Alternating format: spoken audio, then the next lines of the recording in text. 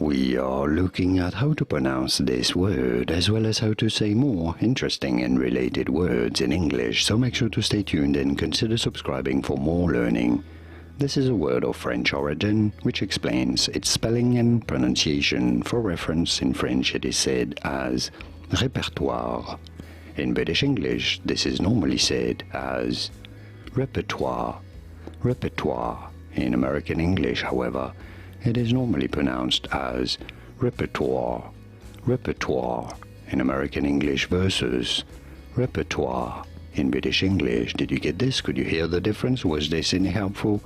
Let me know in the comments and by using the like button.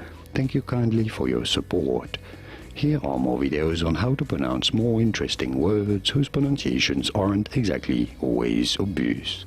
I'll see you there to learn more. Thanks for watching.